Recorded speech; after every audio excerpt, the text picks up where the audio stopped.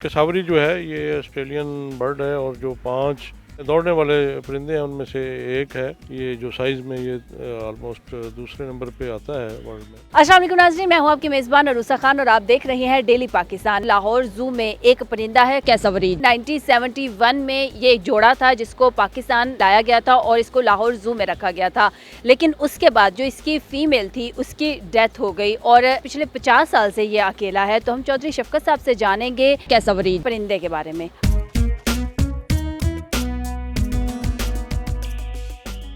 Sir, केसावरी परिंदा पाकिस्तान में कब लाया गया था? जो हमारा रिकॉर्ड है वो उसके तहत ये 71 में यहाँ ये एक पेयर लाया गया था, लेकिन 72 में इसकी जो फीमेल थी वो एक्सपायर हो गई थी। उसके बाद फिर 83 में हम ये कोशिश की गई कि एक और पेयर जो है ना वो लाया गया, लेकिन उनमें से भी एक की यहाँ डेथ हो गई थी और दूसरा बहावलपुर शिफ्ट किया गया है जो हमारे रिकॉर्ड में है। इस हवाले से इसकी जो एज है वो 50 ईयर से प्लस है। सर, 50 साल हो गए बिल्कुल अकेला रह रहा है, इसकी मादा क्यों नहीं लाई गई? कोशिश तो की गई थी, लेकिन उसके बाद फिर जो इसकी एज है, ये अपनी जो नेचुरल जो लाइफ है वो ऑलमोस्ट ये पूरी कर चुका है इस वक्त। बाय नेचर क्या ये अकेला रहना पसंद करता है? हाँ बिल्कुल, ये केसावरी जो है ये ऑस्ट्रेलियन बर्ड है और जो 5 दौड़ने वाले परिंदे हैं उनमें से एक है। ये जो साइज़ में ये ऑलमोस्ट दूसरे नंबर पे आता है वर्ल्ड में। तो ये जो रेन फॉरेस्ट हैं उनमें ये रहता है और नेचुरली जो इसकी जो हैबिट्स हैं वो यही हैं कि ये अकेले रहना पसंद करते हैं। मेल और फीमेल सिर्फ मीटिंग के दौरान एसोसिएशन बनती है और उसमें भी ये पेयरिंग नहीं करते। फीमेल जो है वो उसकी जो टेरिटरी है उसके अंदर कई मेल हो सकते हैं और वो सब मेल्स के साथ जो है ना वो उस दौरान रजू करती है और इसमें जो नेस्टिंग है वो मेल करते हैं। हर मेल ने अपना एक नेस्ट बनाया होता है जिसमें ये 3 से 4 एग जो है ना उसमें ले करती है।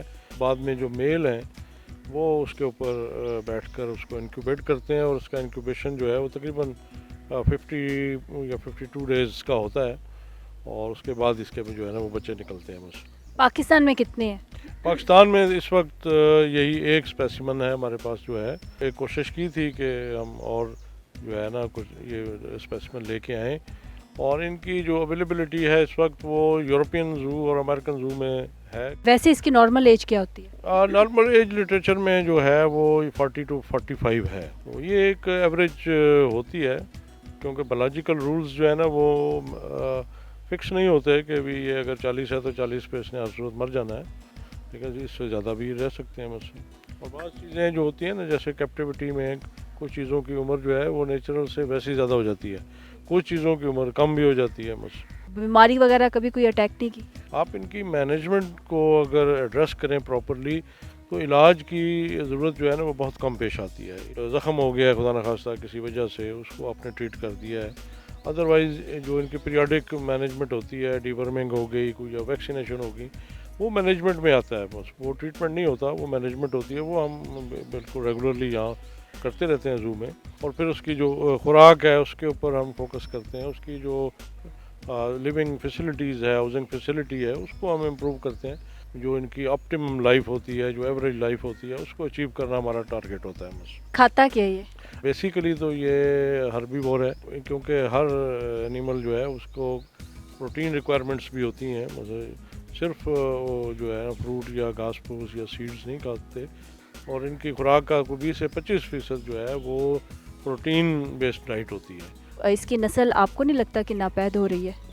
ये जो है ना नेचर में ये ऑस्ट्रेलिया और न्यू गिनी के जो ट्रॉपिकल रेन फॉरेस्ट हैं वहाँ ये पाया जाता है। इसकी जो प्रोपगेशन है या इसकी जो कंजर्वेशन है ये उस एरिया में हो रही है और भाई इसकी पॉपुलेशन वहाँ पे मुनासिब जो है ना वो मौजूद है बस। जू जो होते हैं ये इनका जो मेन पर्पज़ होता है कि वहाँ पे आपने एग्ज़िबिशन के लिए, लोगों की एजुकेशन के लिए, उनको दिखाने के लिए, एक प्रैक्टिकल डिमॉन्स्ट्रेशन के लिए चीज़ों को वहाँ रखा जाता है ताकि जो स्टूडेंट्स हैं, जो रिसर्चर्स हैं, जनरल पब्लिक इवन, वो उनको अपनी आँखों से देख कर, जो किताबों में तो पढ़ते हैं बस, वो अपनी आँखों से फिज़िकली वो देख के जो उनको लर्निंग होती है, जो उनको इंजॉयमेंट होती है, वो उसका एक अपना लुत्फ़ है बस। गवर्नमेंट को चाहिए कि इस तरह के और परिंदे पाकिस्तान में लाएं ताकि जो यहाँ के रहने वाले हैं वो इस तरह के नायाब परिंदों को अपनी आंखों से देख सकें। इसी के साथ अपनी मेज़बान अरूसा खान को इजाज़त दीजिए। देखते रहिए डेली पाकिस्तान। अल्लाह हाफिज़।